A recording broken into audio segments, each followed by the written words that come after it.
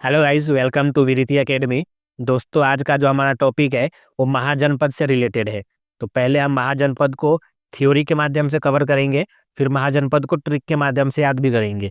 Last में question लगा हुआ है, तो आप उस क्वेश्चन का टेस्ट जरूर दीजिएगा। तो चलिए वीडियो को शुरू करते हैं। पहले बेसिक इन्फॉर्मेशन है कुछ, पहले वो जान लेते हैं। महाजनपद प्राचीन भारत के राज्य या प्रशासनिक इकाइयों को कहते थे।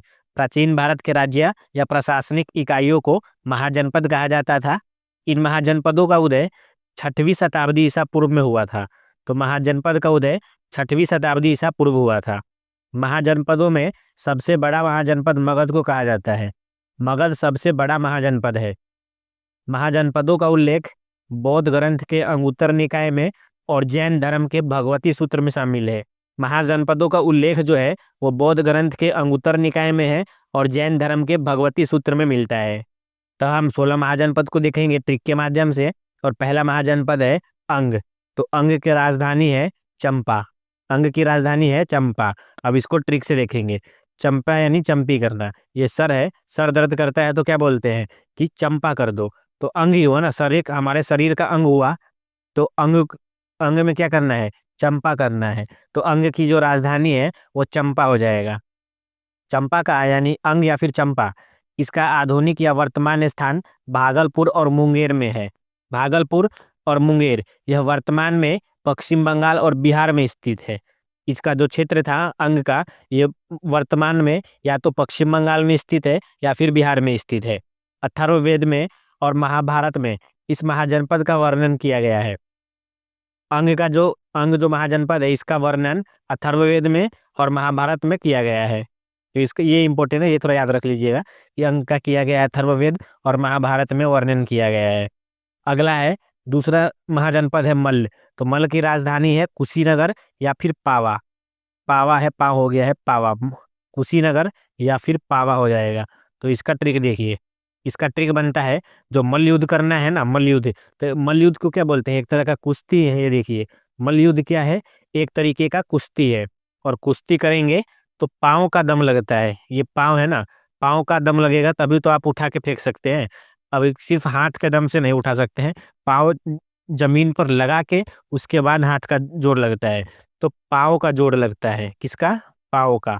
तो मल्ल युद्ध में कुश्ती करते हैं, कुश्ती से कुशीनगर। और जो शक्ति है या फिर पाँव जोर किसका लगता है, जोर लगता है पाँव का।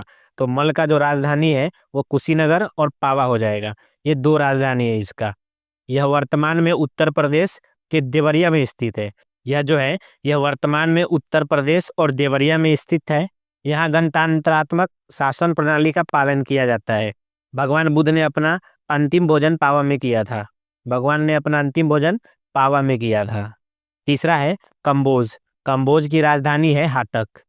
हाटक। अब इसका ट्रिक देखिए। ये एक बच्चा है, ये एक बोझ लेके जा रहा है बहुत ज्यादा। आजकल जो बच्चे होते हैं स्कूल के, उनको बैग में बहुत ज्यादा बोझ हो जाता है। तो क्या बोलते हैं, इस बोझ को हटाओ। हटाओ यानी कि हाटक। बोझ को क्या करो, कम करो। कम करो तो हटाना पड़ेगा, तभी तो बोझ कम होगा ना। और हटाने से हो गया हाटक। तो कंबोज का जो राजधानी है वो हाटक हो जाएगा। वर्तमान क्षेत्र है इसका पाकिस्तान का हजारा जिला। चौथा महाजनपद है गांधार। तो गांधार का राजधानी हो जाएगा तक्षशिला। गांधार का राजधानी हो गया तक्षशिला। अब इसका ट्रिक देखिए।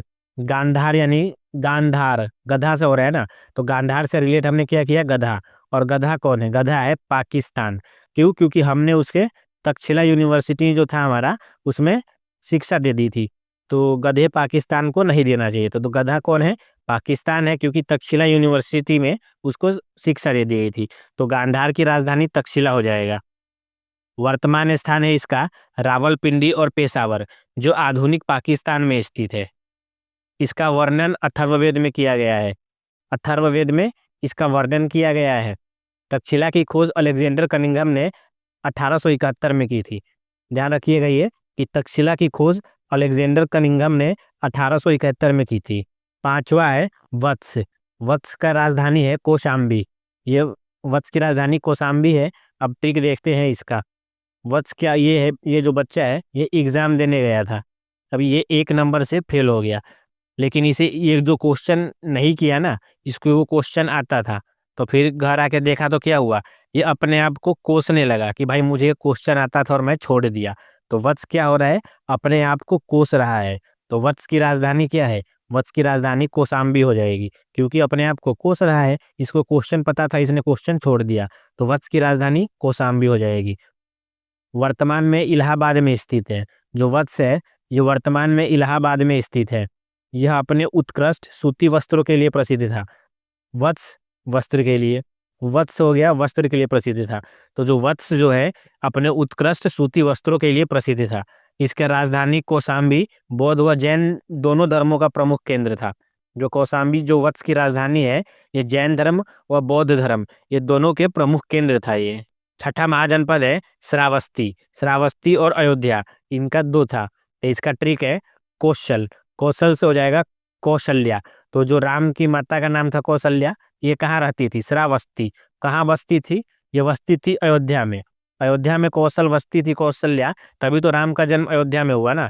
तो कौशल का जो राजधानी है वो श्रावस्ती और अयोध्या हो जाएगा। कौशल से हो गया कौशल्या। कौशल्या कहाँ बसती थी, कौशल्या बसती थी अयोध्या में। तो कौशल की राजधानी श्रावस्ती और अयोध्या हो जाएगा। वर्तमान में यह उत्तर प्रदेश के अवध क्षेत्र में स्थित है। कौशल जो है ये वर्तमान में पूर्वी उत्तर प्रदेश के अवध क्षेत्र में स्थित है। कौशल के सबसे प्रतापी राजा प्रसेनजीत हुए, जो बुद्ध के समकालीन थे। प्रसेनजीत बुद्ध के समकालीन थे। सातवां महाजनपद है मत्स्य महाजनपद। मत्स्य का है विराटनगर। तो मत्स्य क्या हुआ, मत्स्य का मतलब हुआ मत्स्य मतलब हुआ मछली।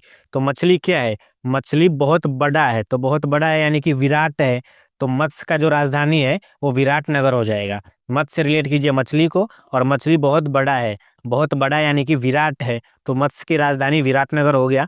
वर्तमान में राजस्थान के जयपुर, भरतपुर और अलवर क्षेत्रों में स्थित है। ऐसा माना जाता है कि अज्ञातवास के दौरान इसी राज्य ने पांडवों को शरण दी थी। ये इंपॉर्टेंट है कि वर्तमान में राजस्थान के जयपुर, भरतपुर और अलवर जिले में स्थित है मत्स्य जो है महाजनपद। मत्स्य महाजनपद वर्तमान राजस्थान के जयपुर, भरतपुर और अलवर क्षेत्रों में स्थित है। आठवां है चेदी। तो इसका राजधानी है शक्तिमती। चेदी का राजधानी हो गया शक्तिमती। अब इसको ट्रिक से याद करते हैं। ये एक बच्चा है, ये चेयर में कील से छेद कर रहा है। चेदी को रिलेट कर लीजिए छेद करना से। तो छेद हथौड़ी से मार रहा है, तो हथौड़ी मारने के लिए क्या चाहिए, शक्ति चाहिए। चेदी से छेद कर रहा है और मतलब शक्ति चाहिए ना हथौड़ी मारने के लिए। तो चेदी का जो राजधानी हो गया वो शक्तिमती हो गया। वर्तमान में बुंदेलखंड क्षेत्र में स्थित है। इसका उल्लेख ऋग्वेद और महाभारत में मिलता है। चेदी का जो उल्लेख है वो ऋग्वेद में और महाभारत में मिलता है। शिशुपाल यहाँ का प्रसिद्ध राजा था, जिसका वध कृष्ण ने किया है। ये आपने बहुत सुना होगा शिशुपाल वध। तो शिशुपाल जो था वो चेदी का प्रसिद्ध राजा था, जिसकी हत्या श्री कृष्ण ने किया था। नौवा है अवंती।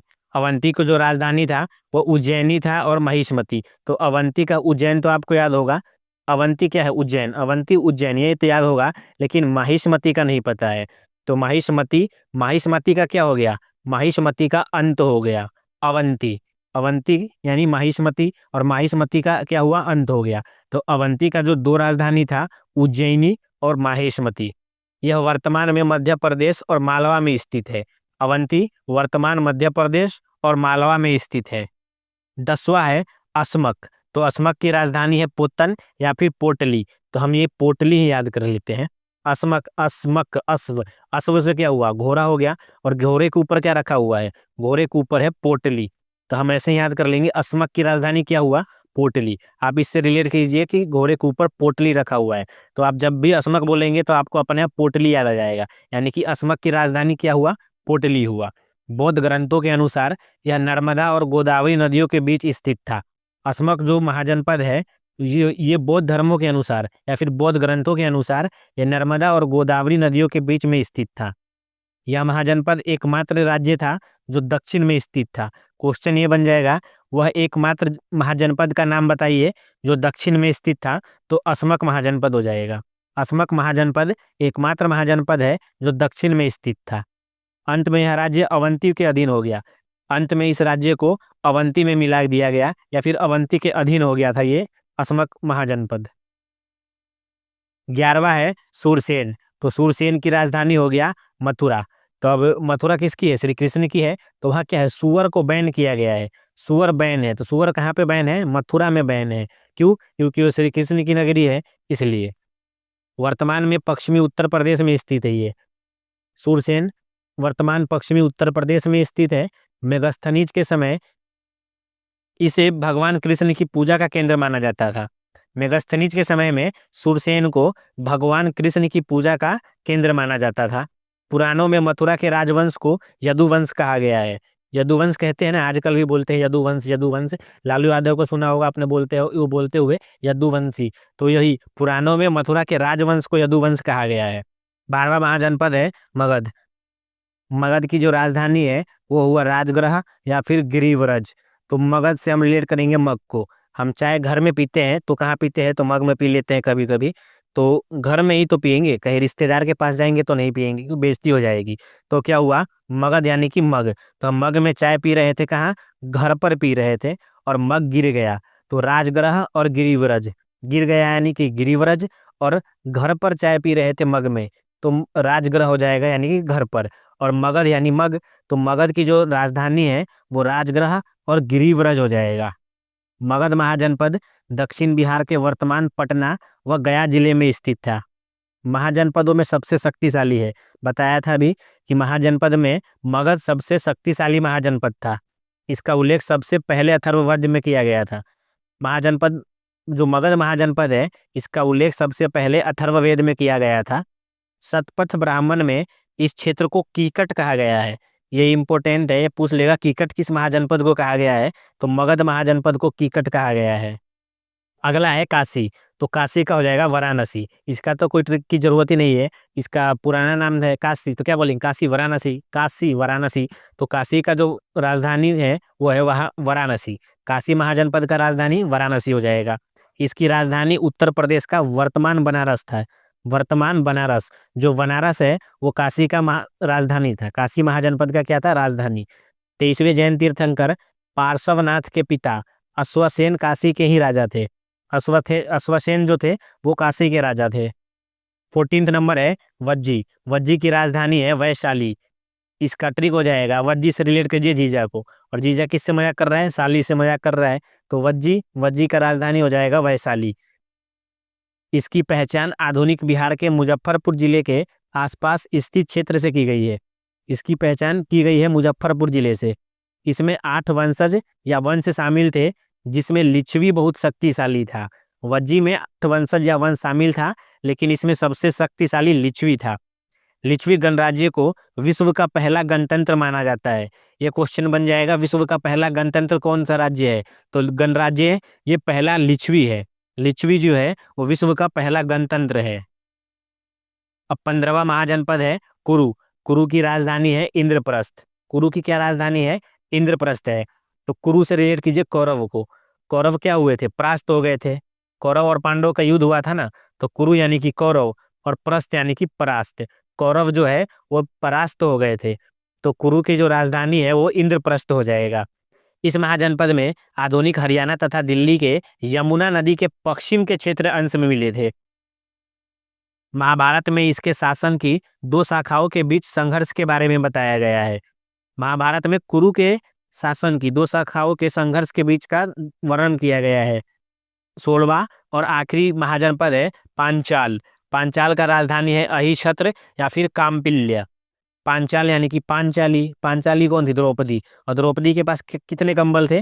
तो 1 कंबल था। पांचाल यानी पांचाली के पास 1 कंबल था। 1 कंबल से हो गया काम्पिल्य और अहिछत्र, ये एक ही साथ रहते थे सब। अहिछत्र यानी कि एक ही छत्र के नीचे रहते थे सब। पांचाल की राजधानी हो जाएगा अहिछत्र या फिर काम्पिल्य। वर्तमान स्थान जो है वो पश्चिम उत्तर प्रदेश में था। चुलानी ब्रह्मदत्त पांचाल देश का एक महान शासक हुआ। चुलानी जो ब्रह्मदत्त है वो पांचाल देश का एक महान शासक हुआ। अब हमने महाजनपद जो था उसका थ्योरी तो कर लिया है। अब उसका टेस्ट जो हमने बोला था लास्ट में लगाएंगे। मेरे हिसाब से 3 क्वेश्चन का टेस्ट है। अभी इस क्वेश्चन को देखते हैं। क्वेश्चन है 6ठी शताब्दी ईसा पूर्व के 16 महाजनपदों के विषय में निम्नलिखित में से किस बौद्ध ग्रंथ में मिलता है या फिर किस बौद्ध ग्रंथ में सूचना मिलता है? तो ये मिलता है अंगुत्तर निकाय में। ऑप्शन डी, अंगुत्तर निकाय में 16 महाजनपदों के बारे में पता चलता है। अगला क्वेश्चन है चंपा किस महाजनपद की राजधानी थी? हमने अभी पढ़ा है ना, चंपा क्या हुआ? चंपा कहाँ करते हैं? तो अंग में करते हैं। अंग मतलब शरीर, शरीर का अंग दर्द कर रहा है तो उसमें क्या करेंगे? चंपा करेंगे। तो अंग की जो राजधानी है वो चंपा हो जाएगा। तो ऑप्शन बी इस क्वेश्चन का सही जवाब हो जाएगा। चंपा किस महाजनपद की राजधानी थी? तो चंपा अंग महाजनपद की राजधानी थी। आखिरी क्वेश्चन है आज का महाजनपद से रिलेटेड। 6ठी शताब्दी ईसा पूर्व सुक्तिमती या फिर शक्तिमती किसकी राजधानी थी? सुक्तिमती को कभी कभी शक्तिमती को कभी कभी सुक्तिमती भी लिख दिया जाता है। तो सुक्तिमती की राजधानी क्या थी? चेदी शक्तिमती की राजधानी थी। कैसे? कोई व्यक्ति था, वो कील से छेद कर रहा था, तो उसके लिए क्या चाहिए? छेद करने के लिए हथौड़ी चलाने के लिए शक्ति चाहिए। तो चेदी जो है राजधानी किसकी?